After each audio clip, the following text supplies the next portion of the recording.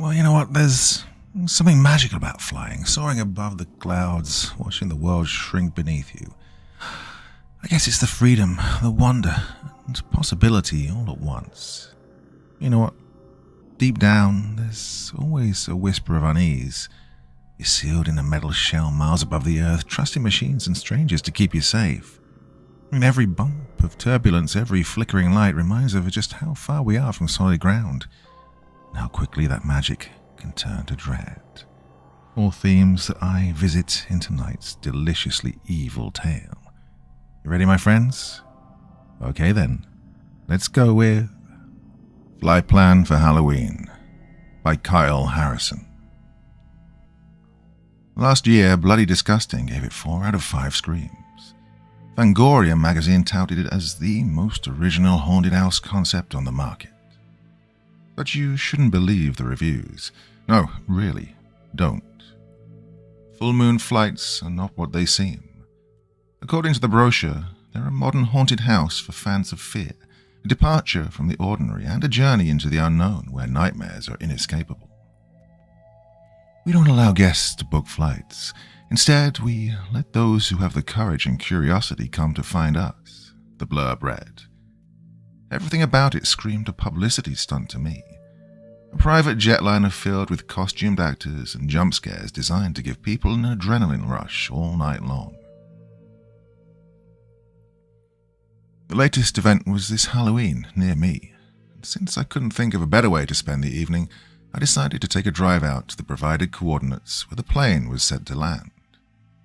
Departure time was scheduled for precisely 12:01 a.m., so I got there early, intent on documenting each and every aspect of the experience. Besides myself, there were about 6 other cars parked at an old airstrip, a fitting place for the spooky flight to land, I thought, as I looked about the dilapidated buildings. No one had used this place in a very long time, if ever. I grabbed my cell and small backpack filled with emergency supplies and gear, everything I thought I'd need for the night. But then, from the looks of some of the other patrons' gear, it seemed I was the one underprepared. First time, a woman wearing a Freddy Krueger shirt asked me as she offered me a small capsule. "Yeah, what's this for?" I asked. "Helps keep your head in the game, for a little while anyway," she said as she stared up at the sky. "Guess they want to be fashionably late, like usual." "How many times have you been a passenger?" I asked. I remembered reading that some claimed the event had staff hidden among the guests to try and boost interest, so everything she told me I took with a grain of salt at first. 5 times, maybe 6. "It's a hell of a ride, I'll tell you that," she answered as she extended her hand and added, "I'm Isabella. Nice to meet you." "Max, same here. When are they supposed to arrive?" I asked, noticing the other passengers were getting antsy. Couldn't see any signs of a plane in the sky, and I wondered what sort of showy entrance the proprietors had in mind to dazzle us. "I don't know. These things are unpredictable." She lit a smoke, and I wandered toward the other passengers. "Yeah, she's trying to sell you one of those pills too, eh?" a man with an Australian accent asked, as I looked down at my palm where the red and white tablet was. Is it some kind of hallucinogenic?" I whispered. "I don't know, mate, but I personally wouldn't risk it. Nye's probably going to be crazy enough as is," he told me. "You came all the way from around the world just for this?" I asked. He didn't respond, but his eyes showed a story of pain and heartache.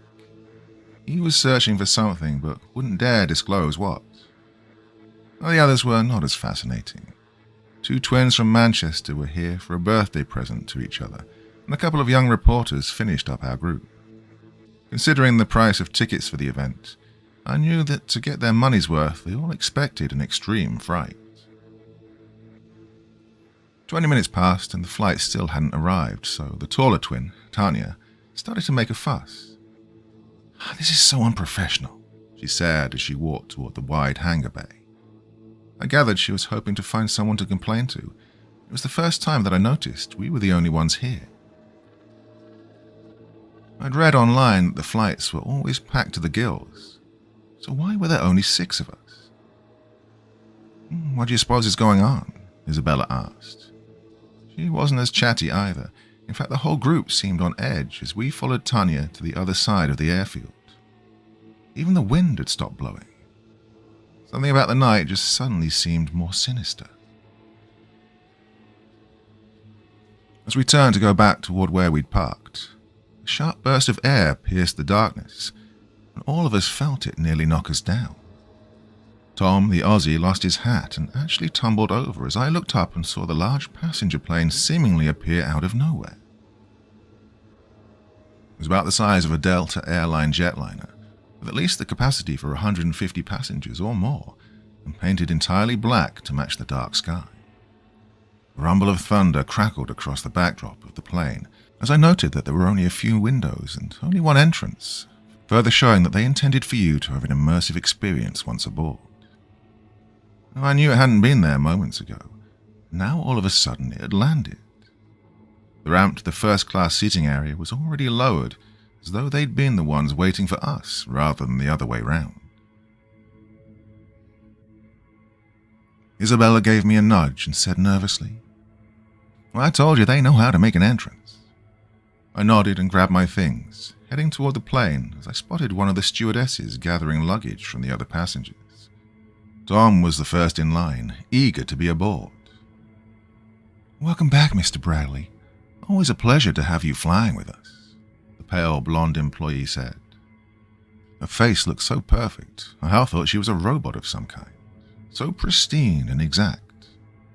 Now Tom became red in the face, apparently not anticipating that they would give away his apparent frequent flyer status, and then he dashed up the steps to find a seat before any of us had a chance to open a conversation about it. "Do you have your tickets?" the stewardess asked, focusing on the twins next. Riley, the shorter one, took them out of her pocket, and both of them eagerly entered without much fanfare. And I was next. "Welcome, Mr. Declan. I see you came prepared this time," the stewardess said as I took out my ticket. I gave her a look of confusion. This is my first time," I told her. The stewardess didn't blink as she ripped the ticket and told me, "Of course it is, yes. I must have confused you with someone else." I didn't bother asking any other questions as I figured it was probably part of the show and boarded the plane as well. At the front, before the first-class cabin area, two more blonde stewardesses that looked almost identical to the one I'd seen outside greeted me outside of the pilot's chambers and offered me a warm drink, which resembled some kind of raspberry tonic. "Before takeoff, we recommend all passengers drink this mixture. It will prevent any sort of nausea or displacement," the first woman told me. I knew it was likely they wouldn't let me aboard unless I downed the concoction, so I downed it hurriedly, then pushed open the curtains to look at the interior of the cabin.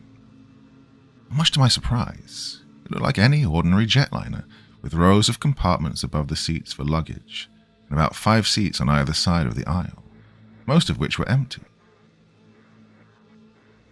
I checked my stub to see where I was supposed to sit. Economy row C, seat 3. The Aussie was the only one of us in first class. I almost envied his deep pockets, wondering if his experience would be entirely different from our own. Back in economy, I immediately felt a bit more cramped and claustrophobic, especially due to the dim lighting.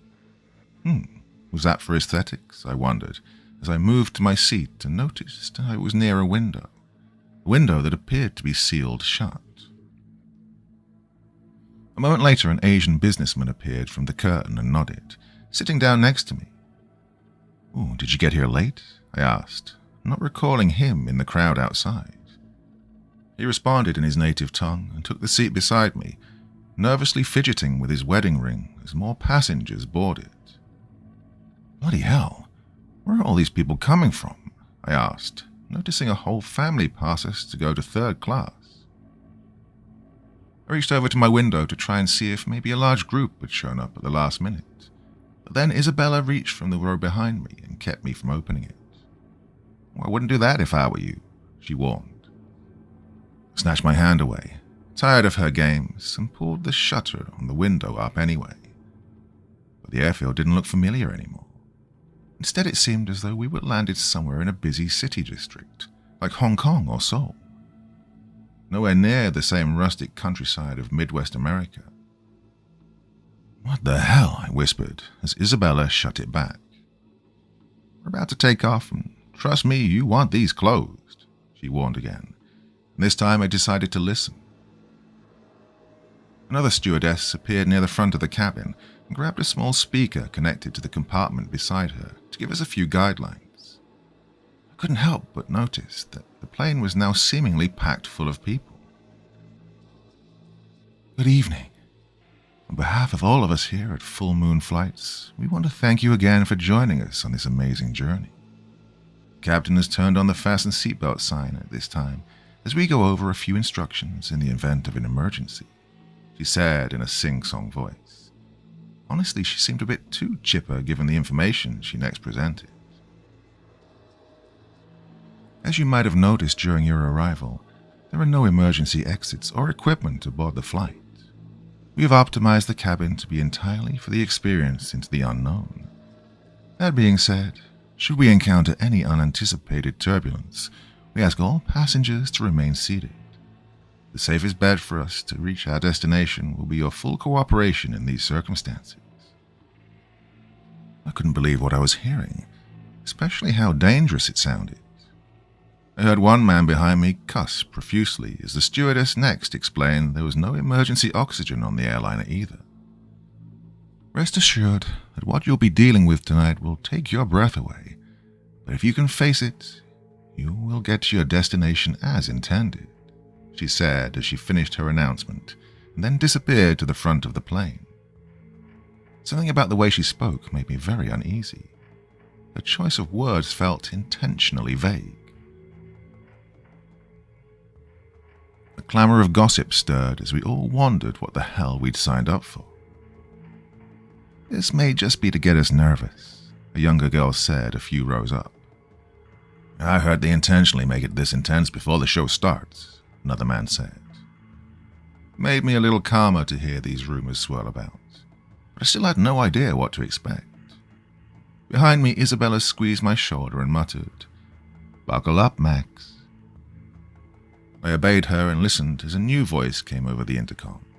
This one was gruff and sounded distorted, almost inhuman. "This is your captain speaking. We are T-minus 3 minutes to take off."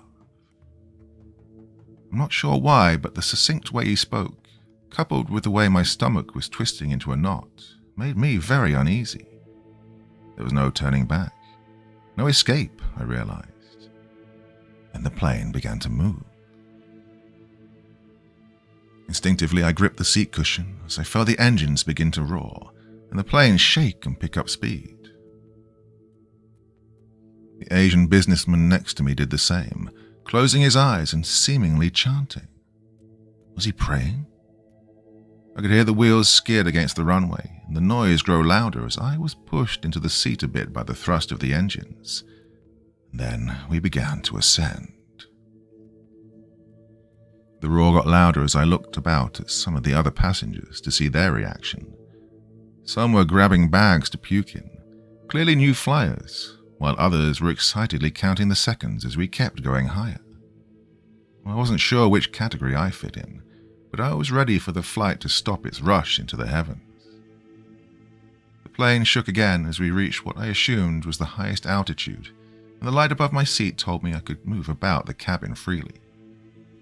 Immediately I turned to Isabella to get some clear understanding of what to expect, only to find she'd already unbuckled and left for the third-class cabin. I sighed in frustration, trying to get the attention of a stewardess, but the women were now standing toward the front, like statues unblinking and looking on toward us. It was bizarre, but, well, exactly what I expected for this sort of thing. I took a few breaths and calmed down, reminding myself that I should be trying to enjoy the experience as I saw the curtain behind the stewardesses open and a woman wearing a geisha dress and kabuki mask enter, dancing amid the aisle toward my row. Immediately, the Asian man next to me tensed up. I saw his face had a look of panic. Was this someone he knew? Had the flight personnel secretly allowed them on board, Was he in danger? The woman got closer and then bowed respectfully toward me, clearly wanting to sit beside the businessman. I'm not sure why, but I felt obliged to let her in and moved out toward the aisle. The businessman started to shout something in alarm and tried to unbuckle. Then the woman straddled his lap. It almost looked like she wanted to make out with him as I watched her gently touch his face. He started to shout louder, and I watched as the woman leaned in for a kiss. Someone squeezed my shoulder again, and I turned to see Isabella standing there. "Come with me," she ordered. I half wanted to see what would happen to the man I was sitting beside, but still I obeyed. Clearly she knew more about this flight than me. As we entered third class, I found myself taking a moment to adjust to the darkness in the room. There weren't any windows back here, and the only dim lighting was coming from the screens on the back of each of the seats.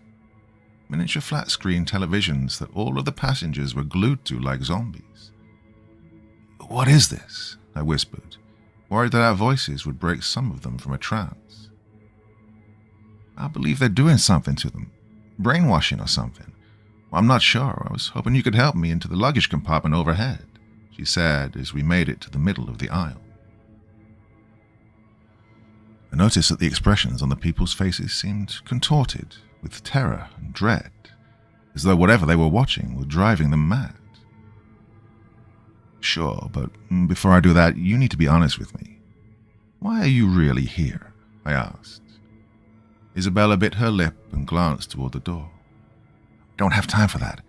The stewardesses will be here any moment. So can you help me break this open or not?" I huffed and looked at the lock, realizing that I actually did have something that could open it up. "Yeah, sure. Let me go back to my luggage." Isabella told me to hurry as I returned to economy class, and I saw the stewardesses were now removing something from the seat near me. It looked like the shriveled up remains of the businessman. It looked like a corpse. "Mr. DeClan, your in-flight movie is about to start," the first stewardess said, as I noticed that now there was a mini TV in front of my seat as well. Had that always been there? What happened to the man sitting beside me?" I asked. I now noticed there seemed to be red dark stains on the seat. Blood. "It's best if you keep your journey to yourself and not worry about others," the stewardess said with a pleasant smile. She stood there waiting for me to comply with her instructions. Hesitantly, I sat down and put on the headphones. Everything about this was beginning to grow increasingly stranger and stranger, not what I signed up for at all. As I activated the screen in front of me, a burst of white noise pierced my ears and I nearly knocked the headphones off. Then crashing waves filled the screen and I froze. What I was seeing didn't seem possible. It was showing me memories of my time as a child near the beach, memories I've never shared with anyone. I watched in amazement as I saw my own mother in the waves. This was the moment that she'd taken her own life, I thought. A secret that I'd wanted to take to my grave. How could this flight know? The noise got louder as I heard whispers amid the waves. Something was speaking to me, telling me its own secrets. Chills ran down my spine as every moment played out exactly as I remembered it. My mother was just walking into the water, unconcerned with my cries as the waves crashed over her body. The whispers got louder, but it sounded just like her. "Join me," it croaked, and then shots rang out amid the cabin. I jolted back to reality and saw Tom entering economy class waving a pistol about. The stewardess was his victim, a lifeless body sprawled on the aisle in front of me. Except there was no blood. She just looked like a mannequin now. "What the hell, man?" I shouted, standing up as he neared my seat. "Don't let him harvest you, Max. You're too good for that. Now, we can make it through this together, but you have to help me, you hear?" he said. Other passengers were screaming as he waved the gun around, warning them to stay back. What the hell's wrong with you? They're bloody frightened of you, I shouted. That's exactly what they want you to think. Now take me to that stupid chick you talked to earlier, the frequent flyer, he ordered. I raised my hands up defensively and we walked together toward third class. Look, whatever you think this is, it's not. These are just actors, I told him as we entered the dark room. Even when I said that, I didn't fully believe it. Something deep in the pit of my stomach told me that none of this was normal. I planned to use the sudden shift in light to take advantage of him, but I never made it that far. Instead, the entire plane started to shake due to turbulence, and he lost the gun. He stood across the floor as he fell on me, and I shouted to Isabella to find it. She obeyed, and I turned to punch Tom straight in the jaw as the lights in the cabin began to flicker. Then all of the passengers around us started to convulse and go into shock, seemingly being given a stroke due to the sudden loss of power. Amid the chaos, somehow Isabella found the weapon and aimed it toward me. Tom had already produced a knife, and I shouted for her to shoot him. Instead, she aimed at the luggage compartment over our heads.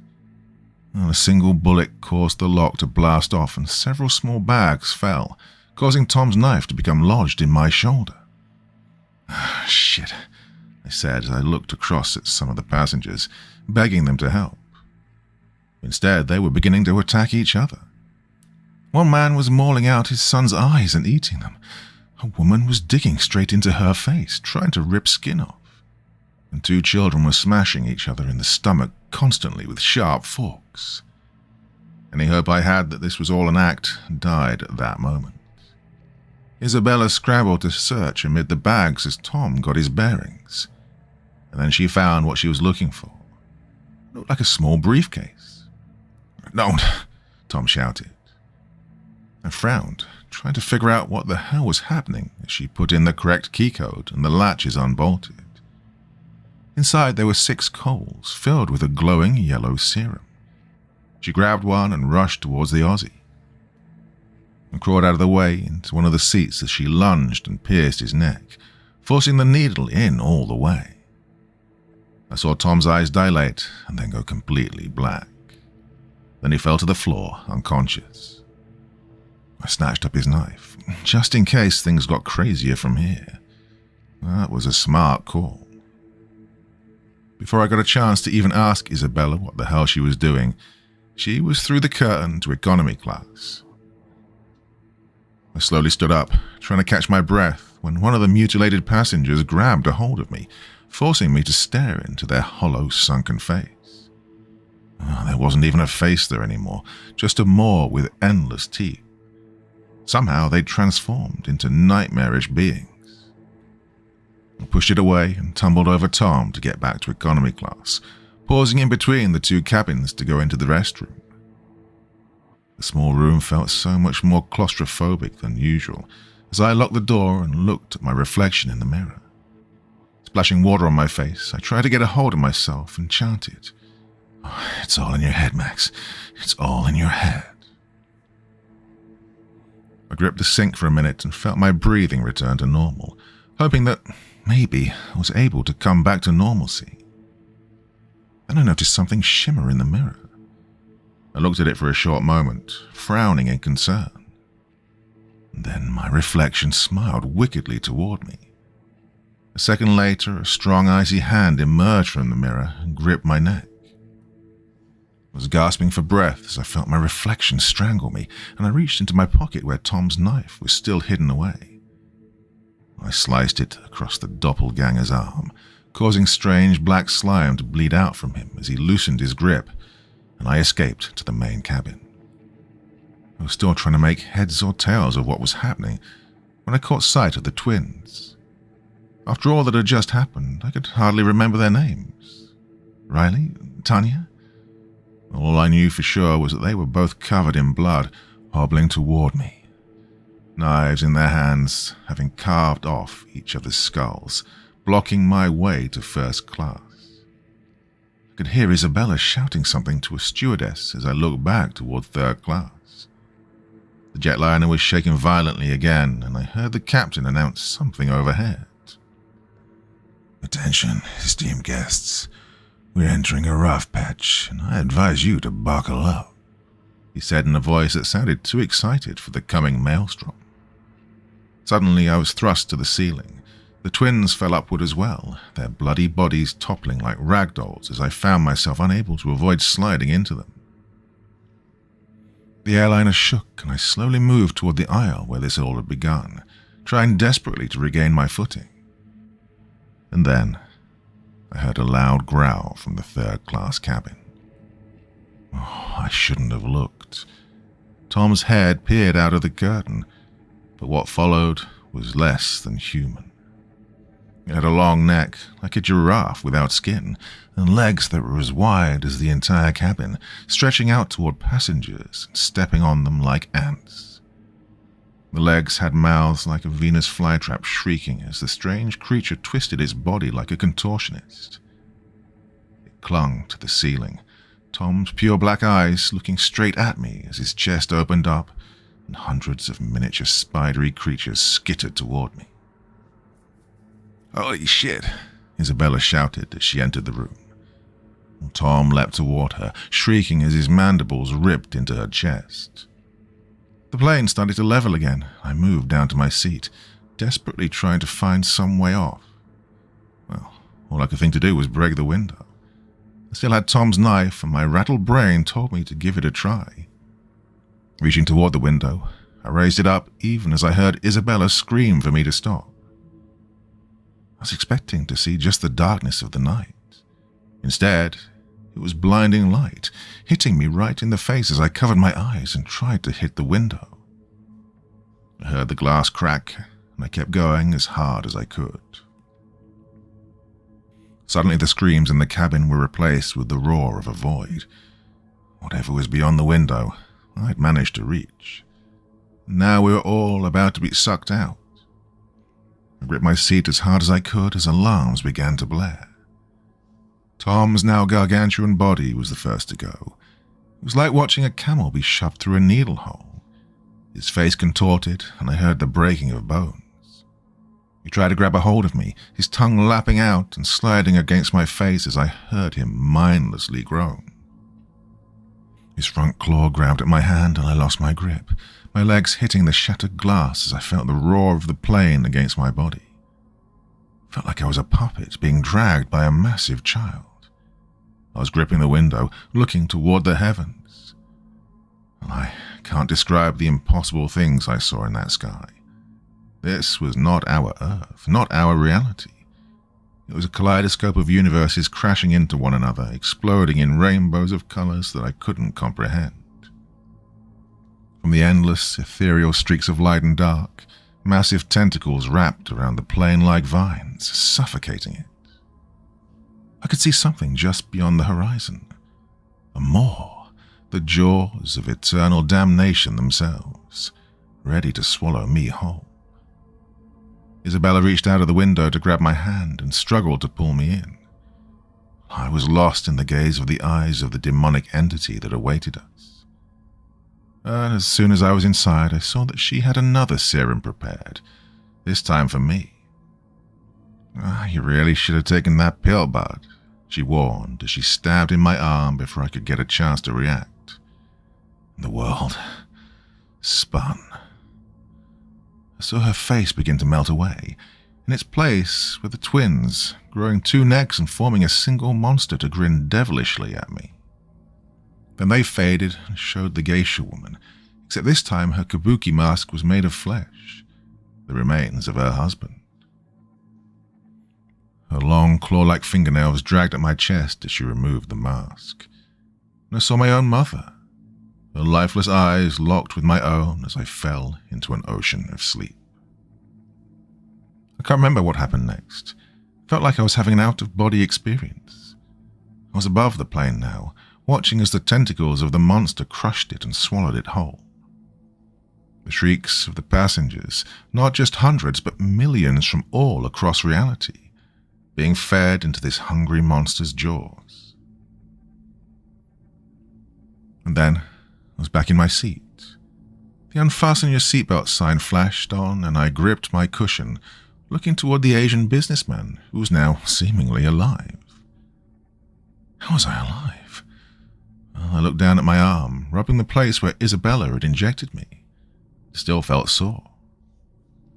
Oh, this hadn't been a dream, I realized as I looked around the cabin. The overhead intercom came on again. "Attention passengers, we're about to arrive at our destination. Please remain seated to fully enjoy the experience." I felt a squeeze on my shoulder, and then Isabella whispered into my ear. "Everything you just experienced was real. It just happened here. You need to find Tom and get off this flight now." I was about to turn to her when she squeezed my sore spot harder and snapped at me. "Don't look back. Don't hesitate. Just run." Then she passed me a gun. Was it the same one that Tom had used before? I wasn't sure. My heart started pumping fast as I unbuckled and moved toward first class. The stewardesses were there blocking my way. For some reason I knew that they'd try to stop me, so I swung the hammer of the weapon straight toward the left one. The two of them slammed into each other, and it sounded like two dummies collapsing against one another in a store. I pushed past them to enter the first-class seating area. Most of the passengers here were rich upper class, just like any other normal flight. But as I moved down the aisle, I couldn't help but notice the color was drained from their faces. They were trapped in their seats, unable to move. I reached toward one man to try and wake him, and his skin became as brittle as ash. "They are husks," a voice said in front of me. I turned and looked to see a man standing there wearing a pilot uniform. Nothing about him made me feel that he was human. He might have been once, but now all that remained was his memory. "What are you going to do to them?" I asked, my voice trembling as I searched the cabin for Tom. Isabella's warning was ringing in my head, but I still needed to know more. "Only what they signed up for. What you've already experienced. You've cheated, Max. Seen the end of the journey and managed to make it back. But it doesn't matter. The fear we can harvest from your soul is endless. You'll never truly leave this flight," he said, taking a step toward me. I clenched my fists and cocked the weapon toward him, letting loose a few rounds into his body. It didn't deter the spectre. I'm not even sure why I tried after all I'd seen. But it did grab Tom's attention. He stood up and moved toward me. "What are you doing, man? Trying to get us both killed?" he shouted. I looked toward the gun, my hand shaking as I saw a scar was beginning to form on my arm. How had it gotten there? "I think we might already be dead," I said, passing him the weapon. The ghost pilot was gone temporarily, but Tom warned it wouldn't matter. "God, my head hurts. That drug really did a number on me," he said, rubbing the spot where Isabella had injected him. "Wait, how is any of this possible?" I said, my mouth dry, as he led me back through economy class. Well, this time I saw my doppelganger again, sitting there staring out of the window and watching as the jetliner began to shake again. Tom was rattling off an explanation, or an interpretation of events to me, as we both moved on. Well, from what I understand, the plane moves beyond the realm of space and time that we know, past the horizon into a new endless dimension, one where pure chaos is born. The people, if they are that, who run this contraption, they're feeding a creature, trying to birth it into the reality, this reality that we know of. It's growing stronger, Max.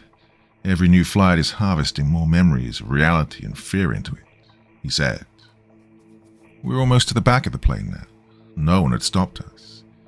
His explanation made some sense to me as we stood there, and he started to look among the things before commenting, "You probably have a dozen other questions about this mess, like how I know all this and why Isabella, if that is her real name, is helping us. Well, I don't know. I came on board for my wife. She boarded a flight 3 years ago, and I'm going to find her." He paused then and passed me the weapon along with the parachute. But that isn't how your journey ends, Max. You've got a chance to get out. Warn the world if you can. Just don't worry about me. Look, if your wife is trapped here, you'll need to give her the serum that we both took." He nodded, nodding me an adieu as he left to search the plane. The luggage compartment was oddly silent as the jetliner shook again and I put on the backpack. I slowly walked toward the back of the plane, near to where the landing gear was stored. It'd be the safest place to jump, I realized. I crouched down and gently kicked at the shutters beneath the gear, wondering how strong they were. Then I heard a faint whisper. Someone was there with me. Instinctively, I jolted up and cocked the weapon. "Show yourself." From amid the luggage, I saw a shadow move and slither toward me. Eventually, it formed a shape. The ghost pilot? No. It was a doppelganger of my own mother, I realized. "Hey, don't come any closer," I warned her. Her eyes looked so watery and full of pain. "Max, it's me. I'm real. This is real, all of it," she whispered to me. "It can't be. You're dead," I shouted back. "I saw you die." "There was just one way my journey ended. It doesn't have to be that way anymore," she said with a gentle smile. "Oh, the journey has shown me so much. We can have a life together. Endless amounts of lives." I heard another rustle amid the luggage. It was Isabella coming to check on me. "Max, don't listen to her. You have to leave." "You can't leave, Max. No one can. Board the flight. You're part of the ship," another voice cackled amid the rafters. My mother raised a welcoming hand toward me. "This can be the life we never got together," she pleaded with me. But I knew it was a trap. But it felt so inviting to be able to escape into an endless cacophony of realities where I could experience the love of a mom I never knew. But none of it would be real, I realized. So I steadied my aim and fired straight at her head. The shadow screamed and blurred into 1,000 slithering eels as Isabella shouted for me to go. I turned and slammed my foot against the landing gear again and again, and the black slime oozed toward me, the screeching eels rapidly closing in for a chokehold. And then finally the metal gave way, and I saw clouds beneath my feet. "Come with me," I shouted to Isabella. After all she'd done to help me, it felt like helping her was the right thing to do. "It's too late for me. I'm part of the ship already. But I'll be here to help people get off every damn time," she responded. I reached for her, ignoring her insistence that she was doomed. But instead, the shadows ensnared her, and I watched as black slime poured into her eyes and mouth, and the shadow began to eat away at her body. And I knew I had to leave. Crawling down to the landing gear, the rush of air beneath the plane was overwhelming. I heard the screams from the flight roar and didn't hesitate this time.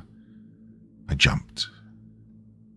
Spiraling into the air, I heard the roar of white noise and looked up to see an empty sky, like it had never been there at all. The force of my fall began to increase, and I pulled at my parachute cord, feeling it tug and jolt me up in the air. Then everything began to slow. I was drifting amid the atmosphere. Gradually, I made my way to the surface, tumbling about on the soft ground as I got my bearings. I was back at the airfield. Standing up, I checked my watch and realized that not a minute had passed since I boarded. I shook off the parachute and stumbled toward the road, watching as some cars approached. I covered my eyes as one car parked in front of me and a man dressed as a British explorer stepped out. "What in the devil have you just been through, my good man?" he asked, clearly startled by my appearance. I saw a couple behind him holding tickets, apparently awaiting an upcoming flight. I opened my mouth to warn him, and then I saw a familiar face in the crowd, Isabella. I moved toward her, grabbed a hold of her arm and muttered, "Are you real? Is this real. Hey, hands off. What's gotten into you, bud? She said, shaking me off like she didn't know me. I still felt like my head was spinning. You're here for the full moon flight? I asked, trying to understand and carefully choosing my words. Yeah, first time. I heard him scream. Been on one yourself? Isabella asked. I didn't see a hint of deception in her eyes. Slowly I nodded, reaching into my pocket and passing her the pill she'd given me right before I boarded. Only she hadn't done that yet. Look, you'll need this for the trip, I told her. She gave me a look of puzzlement, and I walked off without another word. I knew there was nothing I could say to even explain how I understood her role now for this. A moment later I felt a rush of wind, and the dark jetliner appeared right behind the hangar bay, like it had before. A journey into the unknown, an experience like no other. Well, that's what the reviews say. But that isn't what mine is going to say. This is my review for Full Moon Flights. Don't believe the hype. This event is not just a nightmare. It's evil incarnate.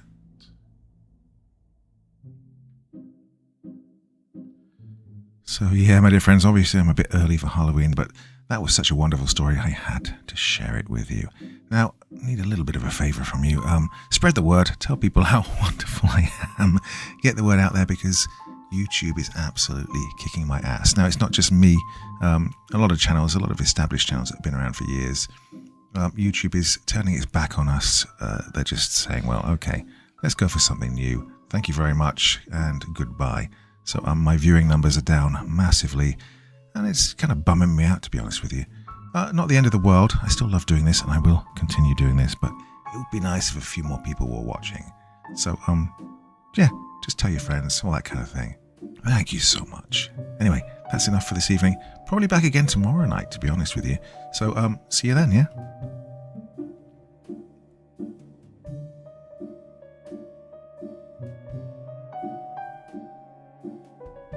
Thank you so much for taking the time to listen to this story today. It really means a lot to me and to the author of the story, of course. Well, if you want to know more about me, I'm pretty much everywhere on social media. You can find me on Facebook, Twitter, Instagram.